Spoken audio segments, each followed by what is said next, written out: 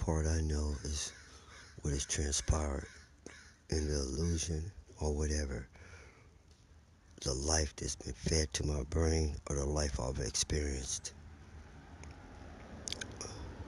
I'm gonna start at the end and go back to the beginning so I don't forget. The ending is I'm a specimen in a damn zoo, a bubble, a whole world created to support one fucking creature who, for all I know, beyond my range of sight, there is no fucking world. And that is created as I move like a holodeck, a domed world in which there's probably so many of them they can't even keep count or keep measure of. Like you watching an ant farm, you have no idea of the ant's timeline and sense of time. 100 years, 1,000, 100 years to an ant be like one day to you. Um, it flies and on and on. Not to say those are specifically exact. It's just an example. Now, because these worlds aren't tended to, like a farmer with too many crops for him to tend to, he get around to it when he get around to it, and they're basically made to take care of themselves, to be moving perpetual motion. But if something breaks or go wrong way over there, the farmer doesn't even see it and isn't aware. And that's how whole crops and sections go bad. That's how come they come and find dead domes, where the creatures in the dome done killed themselves and they wasn't watching close enough and couldn't stop them. All right, you know, Jupiter rising. Anyway, now back to the beginning. The illusion, the story, the experience, my life.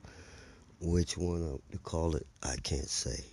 But here's how it went. This is the summary of the mutation. This is the summary of the creation of whatever I am. I don't have a title for it. It starts before I was born with experimental drugs used on minority women in a small town called Merced, at a place called Merced County Hospital, who does these things to get funding from the government. They they give them the same things they do in prison. When they come up with a new code tablet, they test it on the prisoners by giving it to them free. Well, the same way with these pregnant mothers who went to this hospital. My mom was one. Teenage pregnancy. No, something you want to keep hush hush, so they could do whatever they want to her. Nobody's gonna say nothing. A little country girl from a dead end street, who mom is really mad she done got knocked up. Almost don't want nothing to do with her no more. Um,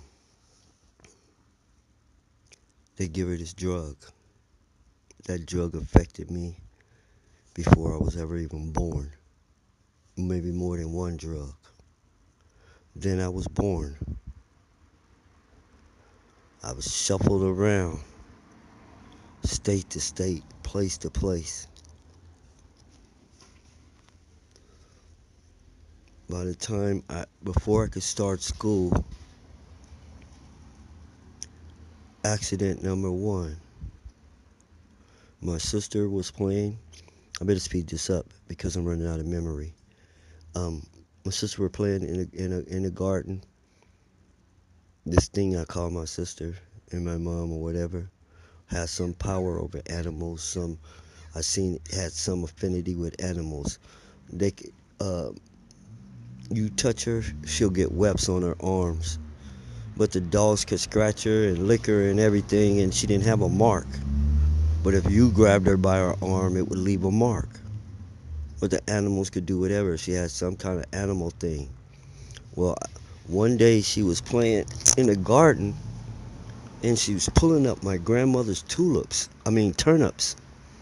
And I ran to stop her. And when I grabbed her, the dog attacked me, grabbed my whole head in its mouth, and just shook me. I guess it fucked my head up really bad because it reminds me of a speech my mom gave about me being a breech baby or whatever, about her having to give her baby a head, shape her baby's head. Well, here's shape number two.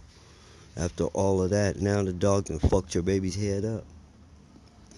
You know. Now that's early years. And let's just skip past the story, because this is the story of the mutation. Now, around first grade, I caught appendicitis, high germ level out in the country.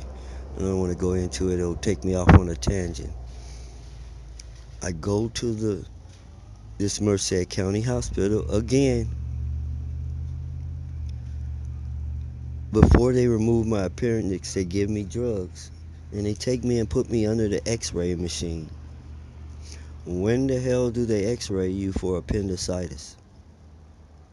I mean, what is it gonna show? It's not bones or anything. Anyway, they left me under the X-ray machine all day, all night. And the next morning, I woke up and got down by myself, this little 6-year-old kid, and found his way back to his room and got into bed and fell asleep. And when I woke up again, nobody said anything about it. Little lost kid in the hospital. No one said a damn thing. So then the next thing I remember is them taking me in the operating room, talking to me, giving me the damn gas. My mom wasn't allowed to stay in there. So there ain't no telling what they did to me after they put me to sleep, what they replaced my appendix with. Because it's not a hole. I can feel a solid object there. And it's not my fucking organ anymore. But something's there. Where that scar is, something is there. Okay, let's speed time up more. Let's speed up to a few more years. I get hung underwater in a canal and survive. Don't know if my neck was broke, but it wasn't snapped or I'd be dead. But my neck was twisted, and the rope ate through my flesh to the white meat. And I couldn't open my mouth and breathe, even though the rope was choking me because I was underwater. That moment in time did something to me. I remember it like yesterday because it was brown, murky ass water.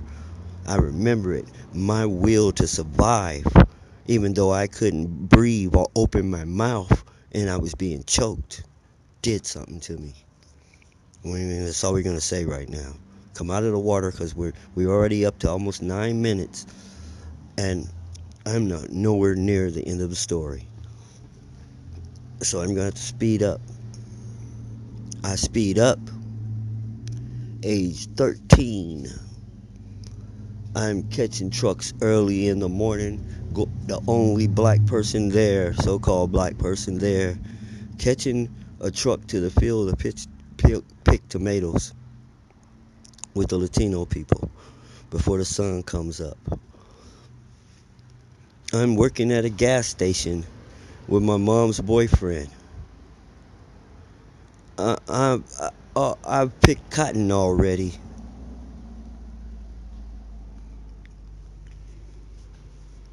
Yeah, I'm ready to go. Um, I picked cotton already. So I'm 13 years old. I am working at Castle Air Force Base, cutting grass and all this here. Summer Youth Corps, Neighborhood Youth Corps, summer job. They take me to this Now my friend has a job in this building. He acts like it's hush hush. My job is to cut the damn base grass and listen to this damn sergeant making me scrape up wax with a razor blade and toothbrushes like I was a soldier because he called himself making me a man. Anyway, one day I get with my two friends and he says, "Hey, come over to my job, man, with me after we leave a little place you eat, commissary or whatever." And we walk over there, and when we walk in the door, there's this long hallway that goes, seem like, into infinity. Okay, and to your right, there's something that looks like a room that's too short, a little indentation, and to over to the right and the bottom of the wall is a little purple door, a little purple doggy door. We go over to it. He says, "Go in there." I said, "Man, are you crazy? I ain't going in there. You done lost your mind." And he said, "Oh," then he said, "You ain't going in showing me nothing." So they tricked me. One of them opens up the door, sticks his head in, goes in, but he doesn't go all the way in and comes back out. I don't notice the all the way in part and shit. So I go in halfway and I can't see nothing. I don't know if they pushed me or what, but the door closed behind me and I couldn't find it no more. It was just gone. I don't know. It was just gone. And now I can't stand up. I'm crawling in something that feels like a big kitchen because it has the, at the time, only floor I know like that is a kitchen floor. I had no idea it was a laboratory at the time. In my mind, I'm in a kitchen because I can feel all these tables and stuff, and then I found some cabinets that felt like the kitchen cabinets. Okay, so I'm thinking I'm in a big ass kitchen. I can't stand up because I'm under all these damn tables. And now I'm desperate. I've been in here seem like forever. It's almost time for me to go home or something. I've been here all my work day. I can't go anymore. I'm hollering for help. Nobody's doing nothing. And so I open up these cabinet doors, searching for a way out. I'm opening all the doors and anything I can. I'll open up this one door and I'll reach in there and something grabs my hand. It feels like a little tiny kid or a baby. It grabs my hand, and when it grabs my hand, I go to sleep. When I wake up, I'm coming down this big long hallway carried by two damn airmen. They got me on both sides. I'm drunk. I can't hardly comprehend anything. It's like I've drunk a bunch of liquor. I don't know where I'm at, hardly or where I'm doing. And I'm walking, and they got me by both arms, uh, walking me. And my friends are down here at the end of the hall waiting on me. They give me to my friends. My friends take me back to my job. Now, this is what's strange. This guy, his favorite words is "meet my mule Monday motherfucker." He is a mean, hard working ass sergeant. Don't give you no slack, no break. When I walk in, guess what he tells me? "Just sit down over there." He's never told me to sit down. I'll never get to sit down. It's the last thing I get to do. And he let me sit there all day. I don't know what just happened to me, and I can't hardly think or comprehend. So I just sit there till it's time to go home. I get on the bus to go home. I don't talk to nobody. After a while, it starts fading away. The next damn day, I don't have to do anything. I just sit there. I don't have to do any work. After that, seems like my job was over. We got transferred. We all got transferred out on some dead road, counting how many cars come down the damn road. Well, whatever it was that touched me that day did something to me. Now I gotta go on. I know all these sound like big points, and each one of them have a big story behind them. But this is what I mean when I say I'm like Forrest Gump. I have to keep going for you to understand what has happened to me. I can't even tell my whole story. This is just the story of my mutation. Okay, now that's 13. I can't think of any other incidences and stuff besides running away from home and all of that, and going to Modesto and sleeping in park bathrooms and all of this. But the next thing is, I'm 16 years old. I'm in the Job Corps. Like I said, I worked more before I was 18 than most people were working their whole life. So I have no, when people say anything about me being an entertainer or whatever, like I'm some pampered person who don't want to work, they have no idea what work is. Uh, Um, but anyway, back to the story. I'm 16. I'm in the Job Corps. I'm not going to tell the story of me in the Job Corps and all that. That's another story. This is the story of my mutation. We take what is the equivalent of a field trip because we're on the base all the time. Like we wear soldier clothes, we wear soldier army boots, we sleep in barracks. I work in a kitchen that's like a military kitchen. I'm feeding 700 people every day. Okay, now back to the story of my mutation. We go on a field trip and we everybody has bullies. Well, here's this kung fu dude and this boxing dude that nobody wants to mess with. We only got one ball and a frisbee. They got the ball and the frisbee, just these two dudes, and they run down a little hill thing into an opening in the field at the park where we're at, where we went to a park, and they're running back and forth. One of them's carrying the frisbee and they're throwing the football to each other. And now here's the rest of the group, a whole busload of people, just standing there watching them, nothing to do, and nobody's saying anything because they're scared of these guys. All right. So I get mad and I scream out, I wish he'd just fall and break his damn neck. And as soon as the words came out of my mouth, the guy turned upside down and started skidding on his neck right in front of everybody. And everybody turned and looked at me all weird. And I didn't know what to think or what to do. You know, no, they turned and they looked at me all weird. I didn't know what to do. My eyes got as big as their eyes got. But it really happened. I said it out my mouth. He turned upside down like something lifted him and skidded on his neck. And we were like glad that it happened. We were like really glad that it happened. And so I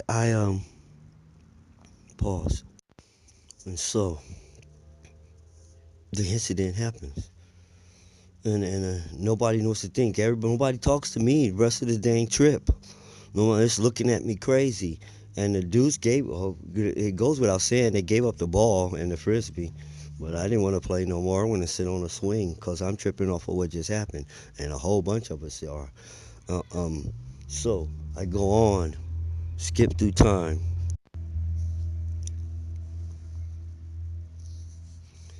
Wow, I skipped the incident, but I'll go back when I tell my story. Remember to talk about Frederick and him putting the sleeper hold on in the butcher knife kid and all that and he and you know whole deal all that, but it has nothing to do with my mutation. The fact that I had super speed. Now that I didn't mention that before, in my early days in elementary school I had super speed. I was going to an elementary school who had records greater than the high school. They were faster than the high school records at track meets. They were called Galen Clark. You can go check the records. All right. They actually shut this school down and made it the Board of Education to smother the history of the school, and then put up some temporary building somewhere and called it Galen Clark. But my school now is the Board of Education. And they have big antennas in the back in the TV station. So I don't know what that property actually was back in the day, and it's probably still it now, like have a nuclear missile under it or something, because they're not giving it up, you know. Anyway, back up to the present. I had super skills. I become a super dancer, super martial artist, genius, all these things I am. And so I leave my little hometown. I graduate from the Job Corps twice, and I go back to my little hometown. I take a short stint to go to Arizona and work at a ranch. I only weigh 130 pounds. I traveled with the fairs all over the place. No one ever seen anybody greater who ever witnessed me. I was moonwalking before Michael Jackson. I was the greatest mime since Marcel Marceau. I was every damn thing. There's been at least a 10-15 minute gap in this story. I might not even have the same tone. But let me get this in before the mailman gets down here. I've done all this fantastic performing.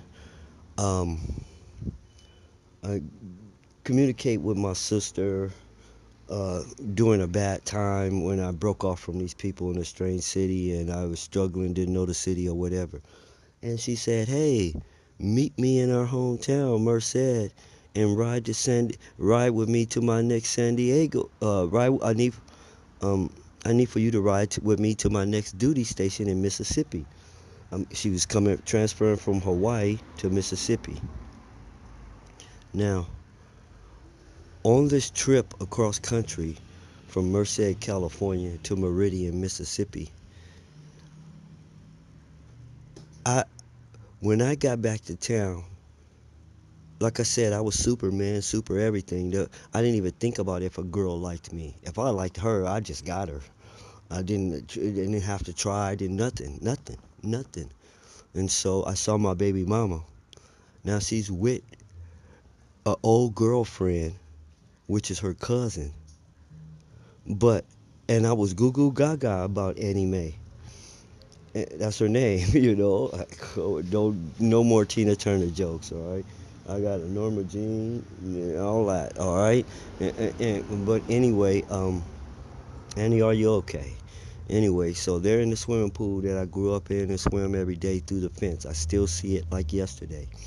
My baby mama and she got the hairdo that everybody got nowadays, short on the side and long on the top. And it was love at first sight. As soon as I saw her, I was about 13 years old when I saw her the first time, and it was love at first sight. Well, now I'm a grown man, and I ran into her, and it was on. I mean, I went straight after her and got her, and now God knows who she messed around with in this town, and knowing all this here, they still be talking about, yeah, oh, behind my back, oh, I screwed his baby mama back in the days, and she used to be my Irish, you know, I don't care about any of that. That's not a professional story. Stick to the story of the mutation. That's what the break did. It was making me go off on a tangent because I was discussing many other things during that break. Um, anyway, on this trip, it's my future baby mama, my sister, and me. I'm in the back seat. I'm not knowing my sister's a damn lesbian. At least not at this point. I'm thinking she's just a hater. She's really trying to sabotage this relationship. She's really trying to get in this girl head, really trying to fuck me up. Now I done got fucking mad. Alright? I start focusing on the back of her head, thinking heat. I mean, really trying to burn her. She started sweating bullets. She got so hot she had to pull the car over and get out the damn car.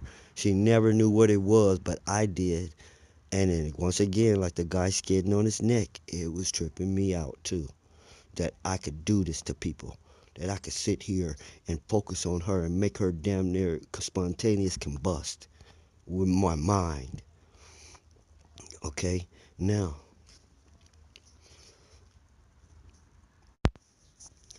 so we went to Meridian, Mississippi, told everybody we were brothers and sisters, all three of us. Ran a big game on the town because no one's going to help a couple, but they'll help a single girl and then they'll help a single dude. So I'm with these girls, she's with them dudes, and on and on and on, and that's how it go. All right, and then at the end, before we left, we did a big show, kissed in front of everybody, and told them we wasn't sister and brother, blew their mind.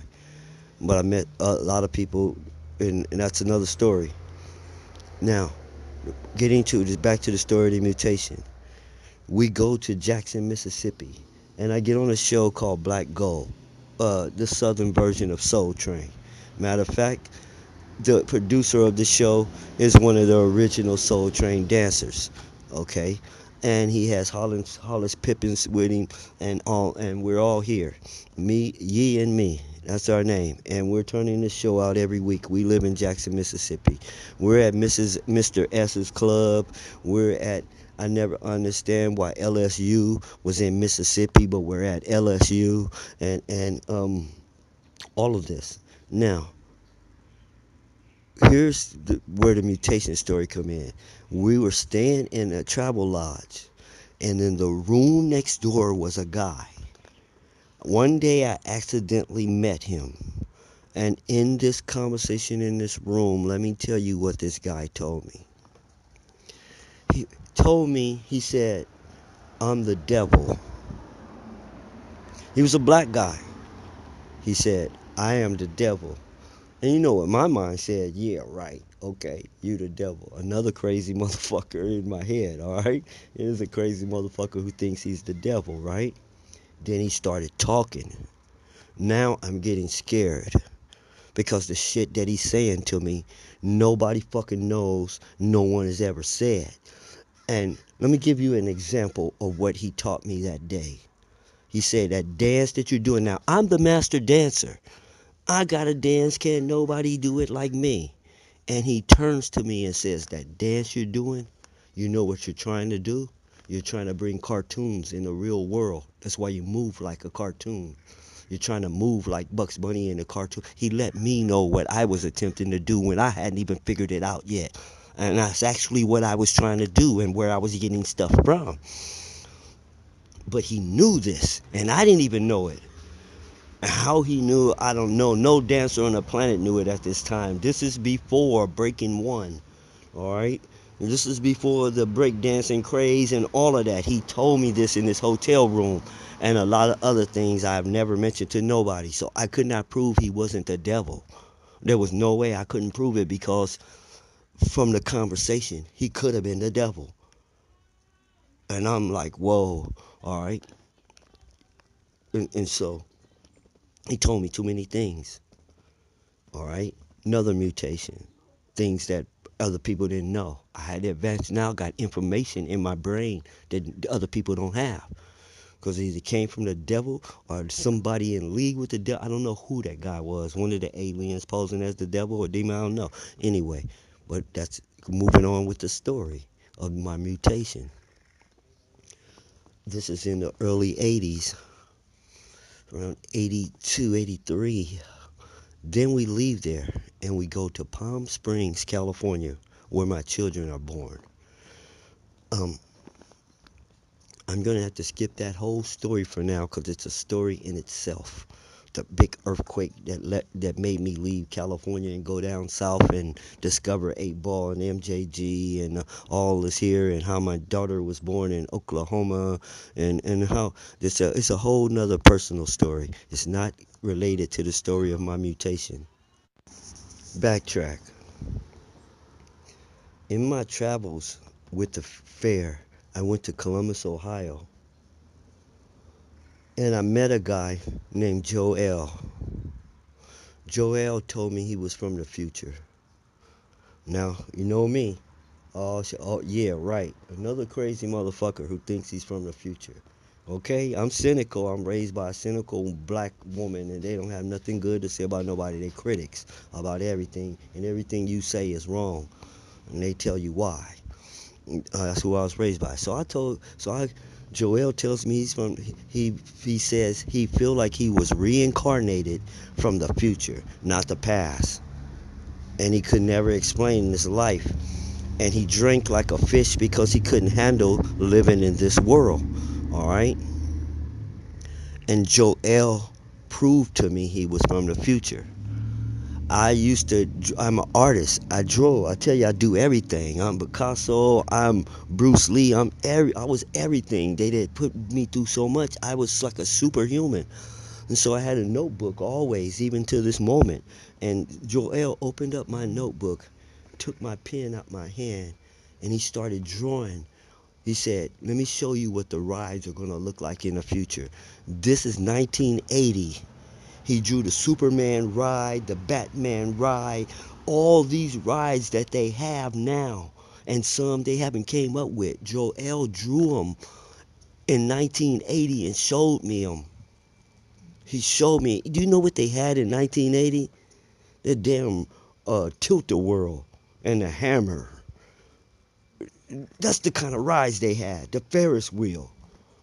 Oh, the the only roller coaster that was called a roller coaster was at Santa Cruz. There was nothing like the stuff he drew until now. So how can I say Joel wasn't from the future when he done showed me stuff from the future and I done lived into the future and saw it come to pass. I done lived, this is the future from 1980. And the stuff they have, he drew it and showed it to me. Another mutation, and I can't tell you about the other conversations we had about the future. All right, just like I can't tell you about the conversation with the guy who called himself the devil. But it's another mutation, something that changed me. Okay, back up to the 1985, 86. Now, I got hair on my chest. I wear my shirt open to show the hair on my chest. I got long, flowing hair all down my shoulders. And I'm getting ready to hit the world. Here comes Prince with the same look. Who does it first? Okay. So I go another direction into breakdancing and boom, boom, boom, and do that for a while and stuff. Now I got a style of dancing that's unique in my own. Here comes Michael Jackson.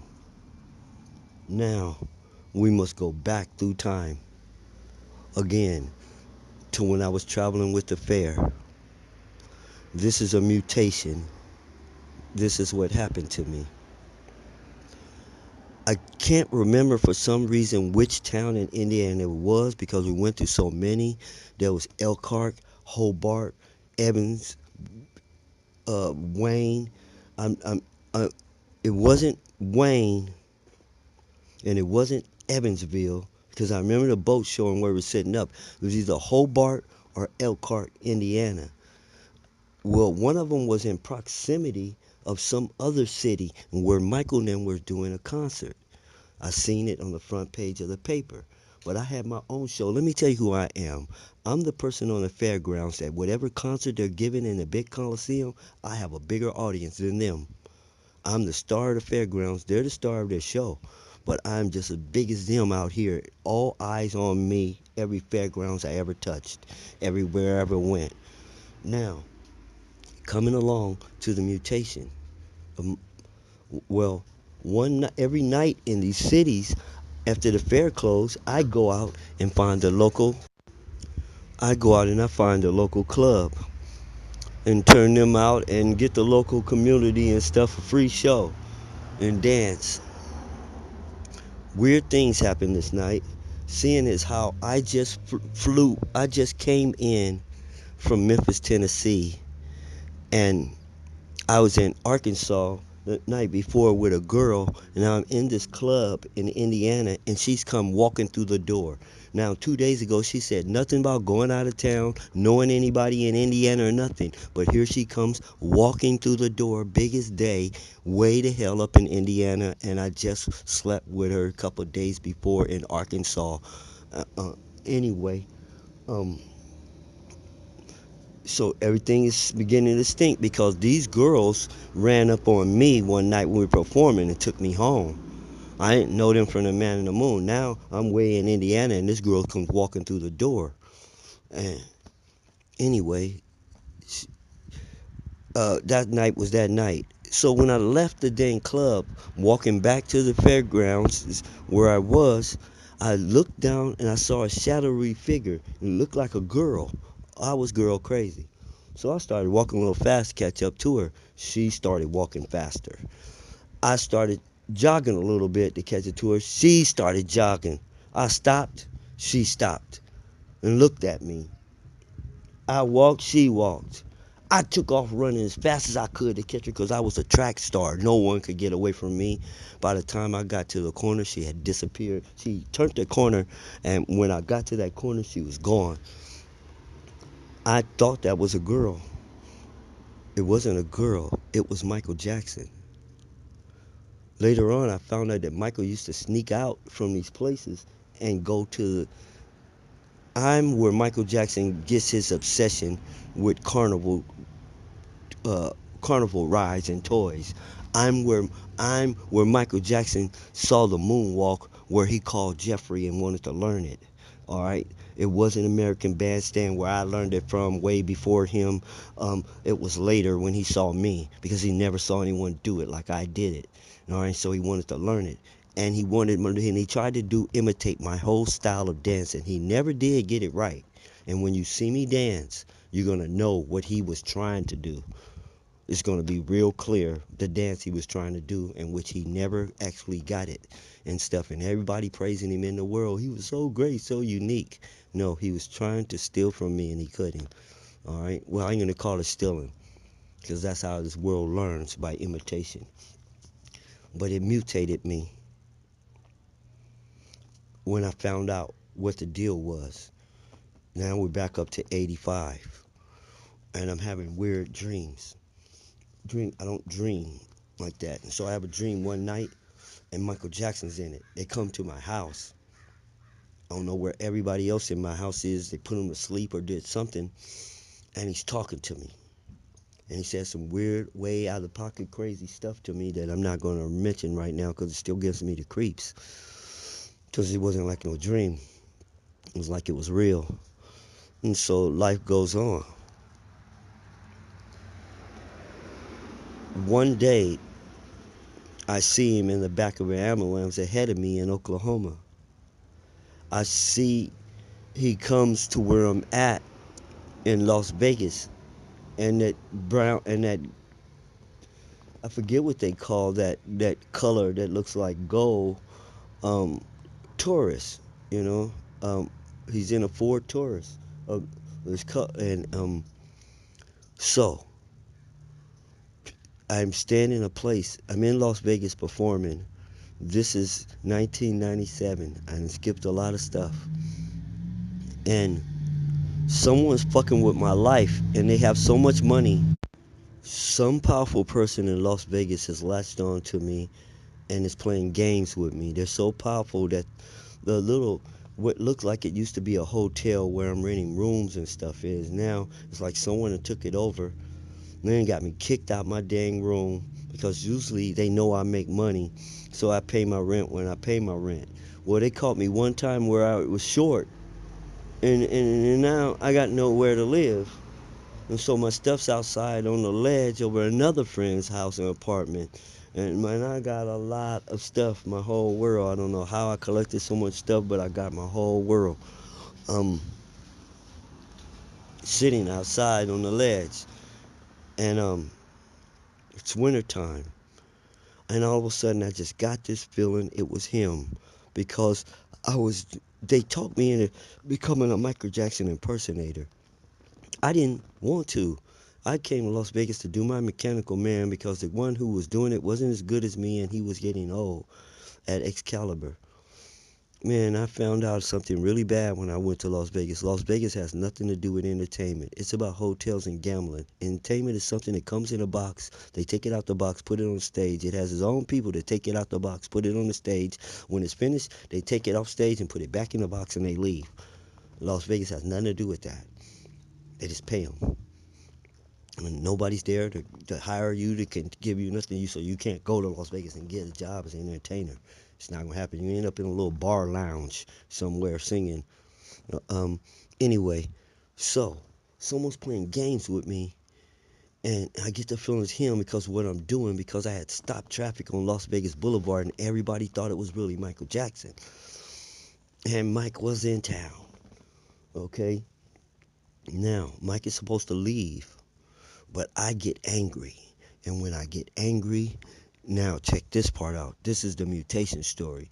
The sky turns black, like in the Bible movies. The whole sky turns black and clouds roll over and it starts storming and hailing and snowing all at the same time. It's raining, it's hailing, it's snowing, it's black, and the wind is like tornado wind.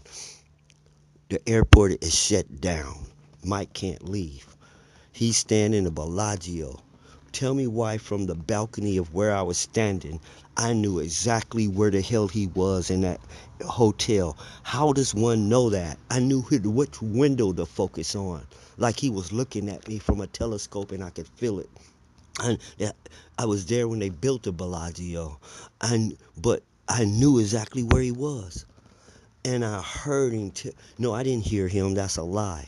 I heard one of his people say that he made this comment: no one has ever used God on me. It's like he had been up against everything, and no one had ever used God on him. Because that's what I did. I turned to God, and I said, if, wow, wow, wow, wow.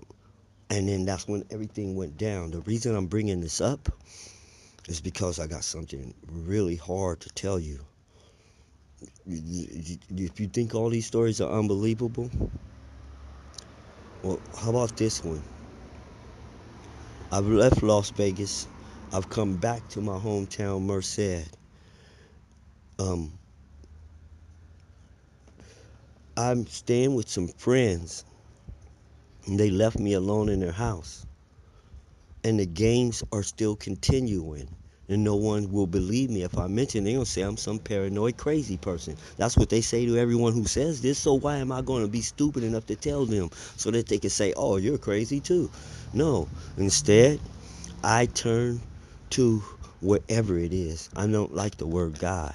I turn to whatever it is because we know we can feel something. I'm just telling you that they got it fucked up what it is. The name of it and how it work and the look and everything, they got it all messed up. Okay, now I turn to nature and I say directly, if he is responsible for this, kill him.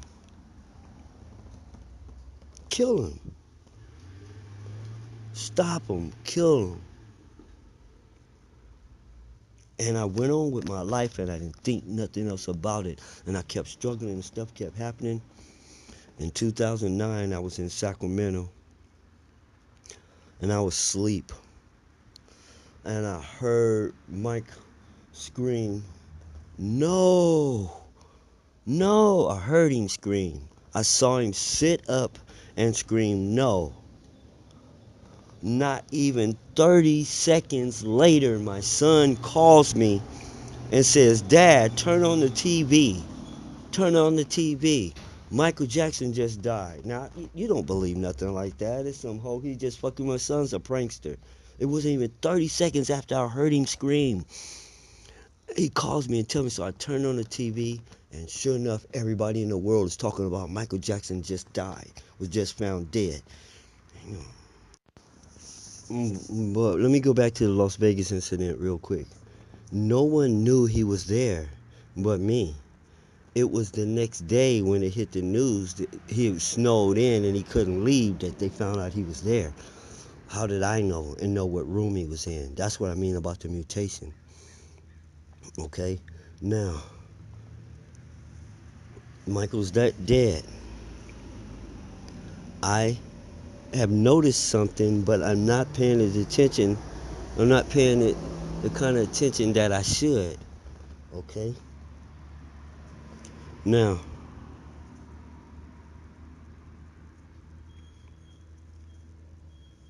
this I'm about to run out of memory. I'm gonna have to continue this.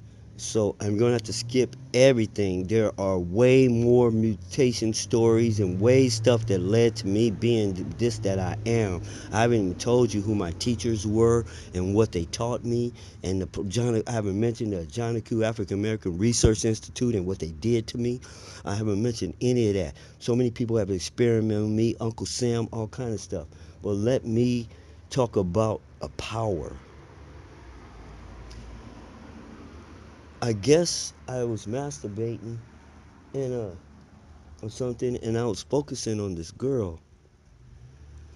Well, when I saw her again, she knew. She looked like she knew. She acted like she knew, and it was tripping me out. I'm like, how is that? How is that possible? You know, I'm thinking, oh, some psychic thing or something like this here. Then I hear her tell someone she had a dream about having sex with me. And I said, what? I do this and you have a dream about it? Whoa. Then it happens again and again. Now I'm sure that this is a fact. Now I start doing it on purpose. I start targeting people so I can test this stuff.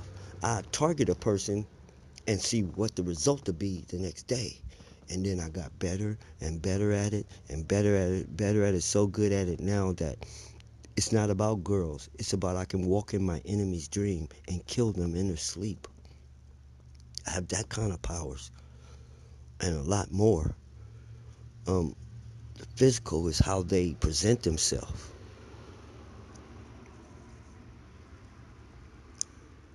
So 45 minutes is a long time. Um, and I've left out a lot of stuff. I will go back right quick. If this tape ends, uh, I have to remember the experiment that the college kids pulled on me and the drug they gave me in Ohio. I have to remember the Ajanaku African American Research Institute. I have to remember Dr. Malachi York and Answaru Allah community. Um, these things help shape and mold me into the mind that I have. Think and Grow Rich by Napoleon Hill. Pulling Your Own Strings by Dr. Dwayne Dyer. Um, the Greatest Miracle in the World, The Greatest Secret in the World by Og Mandingo. Um, there's just so many, Ayn Rand. There's just so many people, all right, that came at the same time. Now, the Ajanaku African American Research Institute is just this. There's a bunch of doctors, lawyers, and scientists who quit their jobs and dedicated themselves to fixing whatever slavery had done to black people. They bought a whole neighborhood in the middle of Memphis, Tennessee, named it Ashanti White Village, put on dashiki, started growing dreadlocks, and went to work. Well, one night, as I was performing around city, in which I performed in every club in Memphis that exists, every one that it is, I've been there. Paradise Club, everything, um, Blues Alley, you name it, everywhere I've been there. All right, I performed in every club in that city. Well, this one night I performed in this club. There was this stripper girl there, and like I said, I don't even think about if I can get a girl. I just get her, and so I got the girl, and she said, "You want to come home and meet my family?" I said, "Huh? It's like 3 o'clock in the morning." She said, "Come on, come on." So I go with her. She takes me to this, not far from the club, into this neighborhood, and we go in the middle of the neighborhood, and we go to this one house, and it's dark in the house, and I see all these bookcases, but I don't know that they're bookcases because it's dark. They just look like a bunch of walls, and there's one light coming through a door, which I later found out was the kitchen. And these guys started coming through the door. To me, it looked like monsters coming through the door, all right? Because they had these long, fat dreadlocks coming all down to the chest, down to the waist, everything. And I had never seen nothing like this in my life. I knew who Bob Marley was and on, but I had never seen the real deal, okay? And they came out the door dressed in these dashikis with these fat, looked like braids everywhere, and they were scary. The look in their eye was scary. And they went to asking me questions I couldn't answer. And I ended up staying there for over a year. I mean, I never left. I never left out that house. I never went home and say, "Hey, mama, I'm over here." I never left that place. Now, let me tell you the kind of stuff they did to me. They took a picture of Jesus and they put it on the floor. They were in a room. And in order to get in that room, you had to go through this door. They put a picture of Jesus on the floor and said, "Come here." Now, in order to come there, you have to step on this, walk over, doing this, everything against what I was taught. You ain't not stepping on no picture of Jesus. What are y'all, some kind of demon motherfuckers? What the fuck, man? Because that's what I was, a arguer, a bickerer. You wasn't just going to tell me some shit. You know, I'm finna fight for my religion and everything they taught me, okay? I never did step on the face of Jesus. You know what they did? They picked it up and they had me come sit down in the middle of the floor and they went to work on me. They said, first of all, that blonde haired, blue eyed guy is not Jesus. Jesus was black. I'm on the same thing everybody's saying now. but we went way further. They told me who the guy was in the picture, how many of those kind of fake pictures of Jesus it was, and the name of everybody who posed for those pictures, that some artist just didn't make this person up, that a real person posed for this picture of Jesus and was commissioned by the royal family to do so, and that it was 17 of them, 17 of these pictures of Jesus, and everybody everywhere in every Bible everywhere had the same pictures of Jesus, just like y'all all got the same picture of the earth. How is that possible? How come there's only 12 pictures of the earth, and they all look fake? And so there should be hundreds of millions of pictures of the earth, and they should all be different. Shouldn't be no Photoshop shit. Anyway, so that wasn't Jesus, and someone done ran a game on me, and they went to fixing what was broken to me and what slavery did to me and the lies that were put in my head and all this. So now I'm 19 years old, and I know who I am, who everybody is. I can walk up to white people and tell them who they are, and they don't even know. Yeah, you Caucasian, you say? Oh, you came from the Caucasus Mountain in Asia. You're a caveman. Um, it's not even Asia. If you look, it's in Russia. That's why they call Russia the motherland. So you're from Russia. You're a Russian, if you want to call it that. But you're really a Canaanite. And just so I could tell them exactly who they was. I was only 19 years old, and all black people around me was lost, had no clue who they was or nothing. But this is Memphis, Tennessee, where the battles were fought, and they didn't play that shit. And so I was civil rights aware at 19 years old, and a genius. Done read Donald Goins' Whoreson, and I was a pimp, and Napoleon Hill, Think and Go Rich, and I was an inventor and a creator, and I had did all these things. Now, flashback up to now, to the future. I have all these powers, and I'm sitting on them. I have all this genius. I have all this talent. I have all this everything.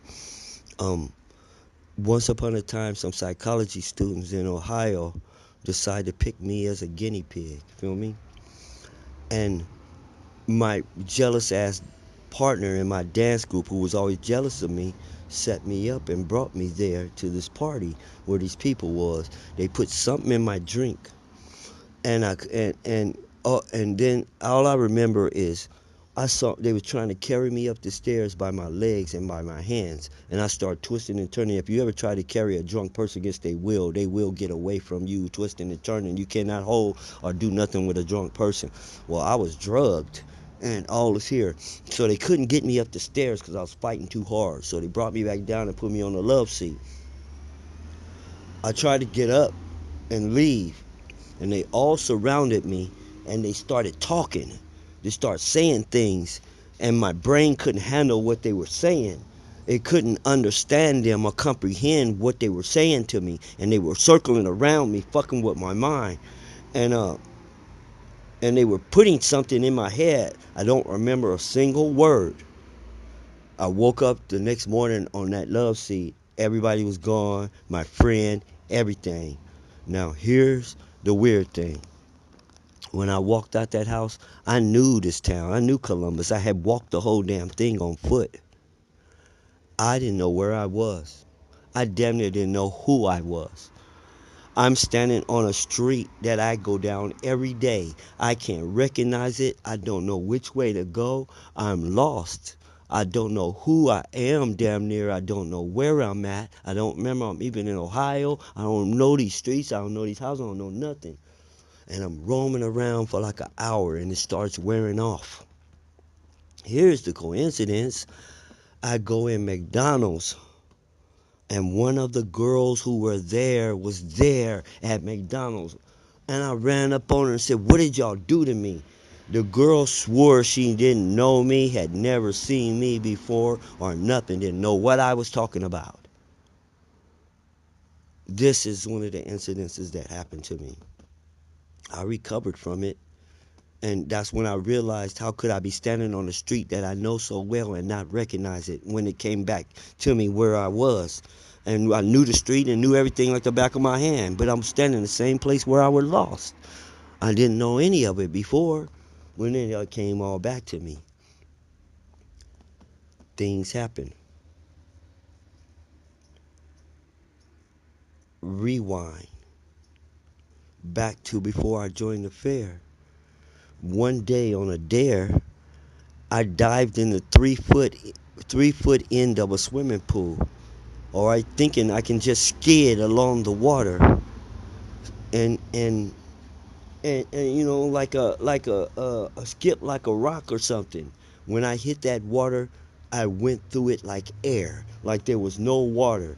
I tried to put my hands down to brace my impact, and my arms buckled, and my head hit the concrete, and my felt like my nose was bleeding, and I'm underwater. My feet are sticking straight up out of the water. Now, you want to see something freaky? I get out the damn water. I look back. Someone's in the water with their feet sticking straight up in the air like this, like I was. Now, I'm saying someone because I didn't make the connection. I turned to my friend and started talking to him. He ignored me and walked away. I talked to another, said something to another person. They didn't say nothing. I said, fuck this, man. I'm finna go home. Uh, I'm swimming in a swimming pool in an apartment complex where some friends live. I went back out the gate and went up to there and started knocking on their door. Now, it was a house full of people. I came out of here before I went swimming. Now I'm banging on the door. No one can hear me, and I don't hear anything inside. I get down and I travel by railroad tracks in Memphis. So I walk all the way down the railroad track and I cut on my street and I go home. I'm hurt. All my rotten teeth kick in, and I got a mouthful of aching ass teeth. I feel like my neck is broke, and I don't tell him what I did in my head. And I'm upstairs in my room, like dungeon, which was my sister's room until she went to military, which I had to sleep in a little cubby hole they call it attic, while she got the big room and all is here. All right, when she went to the military, I came back from the fair. I got that room, and this incident went down. Now I'm laying up here dying. My mom don't seem to care. All she care about is her damn boyfriend, her damn husband, or whatever he was. All right, that's all she cared about. She was one of those situations where she didn't know where I was none of the time because she was always in the back room with him. Sound familiar? You know, like the song I made. Do you know um where your mama's at? Yeah, mama's with her man in the back. Uh, um, but anyway, so I'm up here and I can't call. I feel like I got nobody give a damn about me, and I'm dying and I'm hurt, really bad. And I turn to God, or what I think is God, or whatever, and I say, help me, please help me. I don't got nobody else. Please help me. If you stop the pain, if you make me all right, you don't have to help me quit smoking. I'll quit on my own. And if I don't, you don't have to move me one step further. Well, I survived. The pain went away. I made it and I lived. I didn't quit smoking though. At this very moment, I still smoke. Now, it seems like to me I've been a million miles to the left and a million miles to the right. I even went back a couple of times. But I haven't moved one step further. I had already did all the things I'm doing now and did since then before. I didn't do anything new after that. I've never moved a step further. And so everybody, you know, I tell people, hey, I'm trying to quit smoking, and they break your cigarettes up. I don't tell nobody this because then They act like they're God. Now they're waiting for me to quit smoking before they do anything because God, you gotta keep your promise to God. They doing all kind. They're doing too much. It's not between me and them or between them and God. It's between me and God. All right. Now,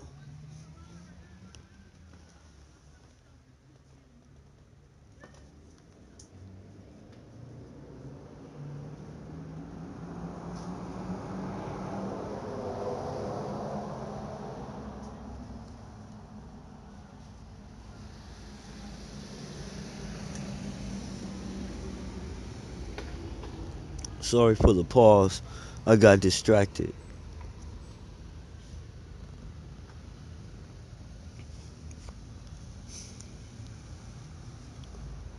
So it's been an hour,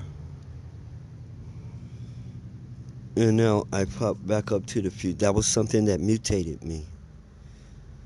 You're not supposed to recover from none of the things. Back to the fair. I quit the fair. They say you can't quit. I'm making you $10,000 a week, and you trying to give me, you don't, you arguing about giving me my 250. Fuck you, dude. I'm through. And so I got meet little Eddie, the midget man, and Fat Albert, the big fat man, and little Eddie lets me spend the night in his little miniature apartment where the chairs is little, the doors little, the bed is little, everything. I remember it like yesterday. The next day, Phil Wilson, comes running up to me talking about you don't quit, you don't switch shows, you don't switch in the middle of a show. That I had to wait till the next stop to join up with these people, and all this is just not done. It's bad, and all this shit. So they hired these big old gorillas. No, before they hired the big old gorillas, I go to another show, the Thrill Spear. Hank Wren, the old movie star, has a show called The Thrill Spear, a big bubble where they show the movie on the roof of the bubble in the round, and you feel like you're inside the film. So one day I'm sitting on the porch, the entrance to it. Phil walks up to me and grabs me, and he tries to shake my neck loose out of the thing, like he knew what he was doing. Like shake you up real first, then grab you by the neck and try to pull your neck up out, your spine up out your body.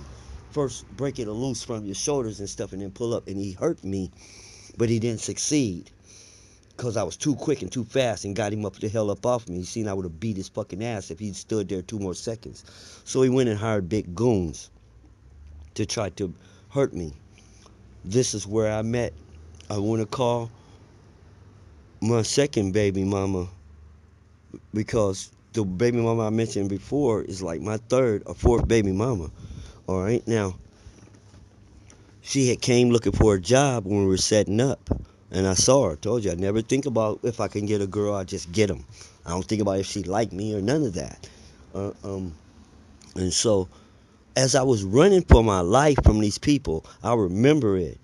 They were playing that song in the background across the whole playground, across the whole fairgrounds, and they were out to get me. And everybody was playing the same song. You know the song by Queen. You got mud on your face, big disgrace. Walk around. Nobody knew at the time that that was a song hating on black people. And we were actually dancing to it. But anyway, so I'm running for my life, and this song is playing through the playground. And I stopped to talk to this girl. When I ran into her, Christine Ross, the love of my life, I run into her and I stop and talk to her. She gives me her phone number, her everything, and I go. Then I run into another friend, Juan. Juan, just by chance, in a grocery store the day before, runs into one of the members of the group Cameo. They got the same damn name, and they just happen to be standing in the line behind each other. So he meets one in a dang band, and he gets some backstage passes. OJ's and Cameo are playing a concert over to the side. So I goes backstage. More mutation. This is not just my story. I will tell my story another time. It's more elaborate. To make a long story short, I gotta skip the whole cameo episode and Funk and dude asking me to drive him space. I gotta skip all that. The gate opens up and three gray limousines come through the gate. The OJs are so great they can't even ride in a car together. They all in a separate limousine. They they get out and not Levert and not the other guy, the slim guy. He walks over to the side of the stage and he looks out over at the audience and the people and he's focusing, trying to get ready. But I'm young and dumb and don't know the game and not know what he's doing. I just see the OJs. So I'm gonna walk up to him and say something. It's the OJs. I walked over to him and I said hi.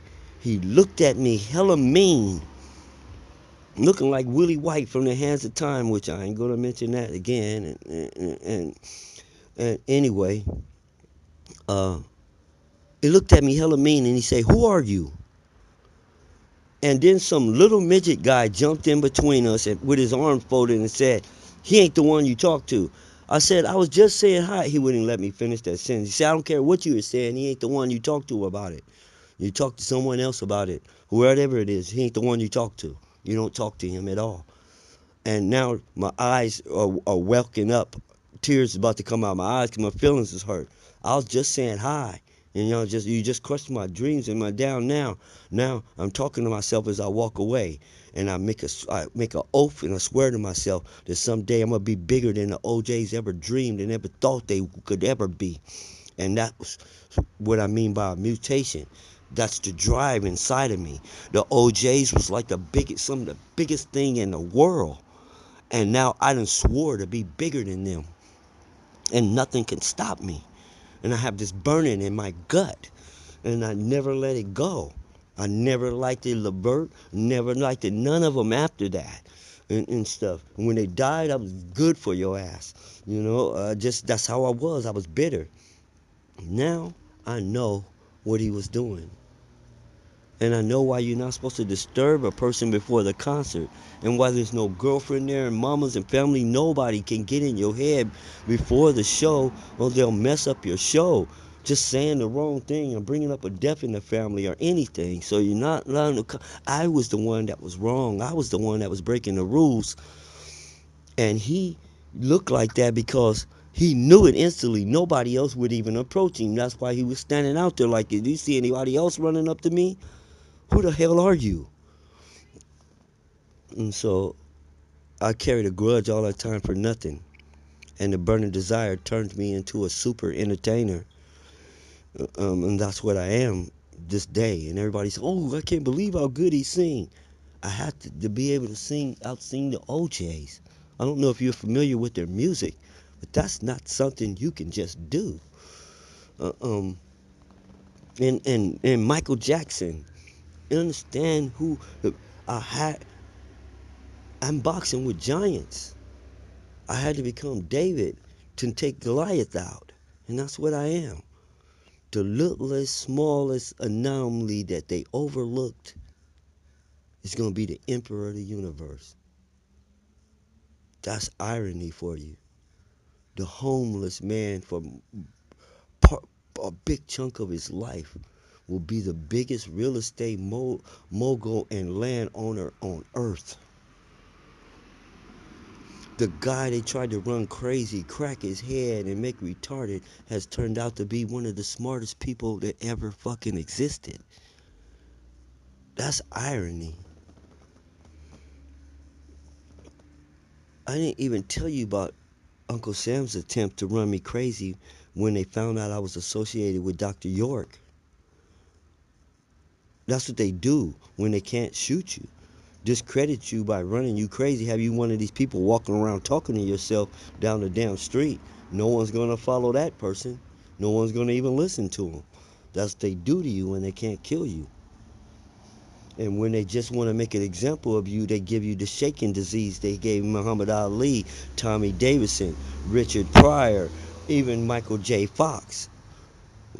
Whenever you get too big for your britches and they can't crash your plane or shoot you in your head, I've charted all the other moves. And like a kung fu, like somebody who was training for revenge in a kung fu movie, They can't fuck with me.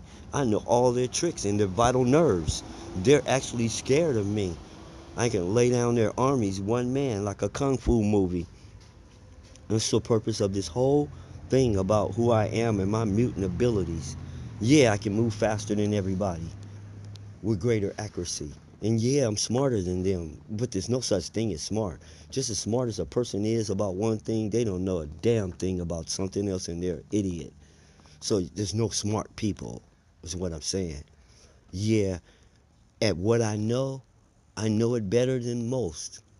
At what I don't know, I'm an idiot and a fool. So I'm not gonna walk around like Mr. Smart Man. That's not gonna happen. Um, because there's no, I'm so wise. I know there's no such thing. So I'm over an hour. I'm up to an hour 10 and some change. And I still haven't got it all in. I mentioned the dreams, but I didn't mention the psychic powers that make those dreams happen for a reason. It's not. This is some Freddy Krueger shit. If you're not paying attention, another world. Okay, let me tell you about this. When I've done this to girls, and she woke up the next day, and remembered the dream, but she said my whole body hurt, like it was real. I've done this to girls. She woke up and said I was sopping wet. I thought somebody did something to me in the middle of the night while I was asleep. I woke up and I was all wet down there. So what I'm saying is what happens in the dream world has physical, real effects in this world. That's how I learned I can kill someone in the dreams. So no matter how many bodyguards they got, no matter how far away they is, how many jets and tanks they control under their command, I can pick their ass off in a single fucking thought. How's that for some powers? Now you understand why I ain't tripping off the fact I can dance better than everybody or sing better than everybody. It's nothing in the scheme of things. Being smarter than everybody, now we're going down the right path. Having these powers that no one have. Oh, now we be getting somewhere. You'll see what makes my heart go pitter patter. I don't give a damn about what footsteps the pattern you tap on the floor to what music. That's something that they like them. I'm way on another level. I have inventions that's going to give me power over the whole planet. You know? People who look at these inventions think they can go out and make it. They can take it to whoever the hell they want to take it to. You're going to make some shit, and before you can make any money out of it, I'm going to sell my shit to someone bigger than you who's going to put you ass out of business. And I'm going to make you lose every dime in your life. That's what I do to thieves. So I ain't worried about no one taking nothing from me. Well, they think they secretly, whoever patents it first.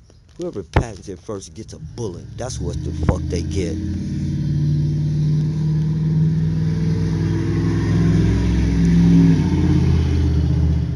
Whoever patents one of my stolen ideas before I do kills their whole family. That's what they do. Now, getting back to this, I got inventions. It gives me, I own the future. I literally own the future of this world. So I'm not impressed by anyone's wealth. I'm not impressed by anyone's talent. I'm not impressed by anyone's brains. I'm not possessed by anyone's achievements. You all know what subliminals is. I have to make a demonstration right now because of that background you heard, noise you heard, and the fact that people can put stuff in ocean waves or even drown it and hide it behind the sound of a motor, trying to counteract whatever it is I'm putting in this phone with some other underlying subliminal program and shit by making some background noise that has a feed in it. Stick to the notes. If you have any other thoughts about what you are hearing, remember those motors that played in the back.